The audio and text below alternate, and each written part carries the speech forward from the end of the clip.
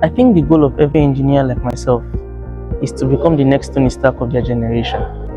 I had a sense of this feeling at my 200 level Student Industrial Work Experience program here in Pan Atlantic University. Myself and a team of two, comprising of Stanley Igwe and Pius Ondoko, were tasked with creating a food monitoring and scheduling system for the school's community. This solution involves being able to track and count the amount of food items available at the Pan Atlantic University cafeteria, and also be able to display or relay this information to the general community at large. We were able to achieve this feat using Firebase database cloud as our database storage, and we created and fabricated a weight sensor using a ESP32 and also a weight cell. So the weight sensor is able to get the information or the food being weighed at that moment using Bluetooth and a phone application, and it sends that data to the cloud.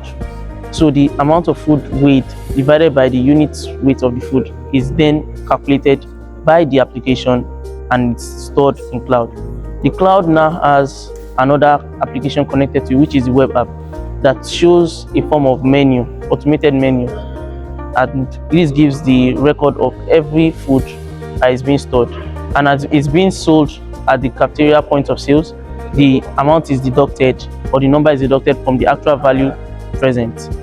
This real-time data is very useful in the real world, especially at Pan Atlantic University, where each student wants to know what is available at what point in time and how they can buy it. Then it begets the question, how are we able to achieve this with our little knowledge of what we know? Well, I'll have to say that it's very interesting to know that most of what we're able to use to achieve this, especially balancing the weight cells in the weight sensor and connecting it with the ESP32 module to act as a Wi-Fi module to connect to the server, was through our knowledge of computer-aided design and manufacturing, engineering mechanics, which is my favorite, equilibrium of forces, and also using software engineering courses that we took, that's C++, Python, and Arduino C.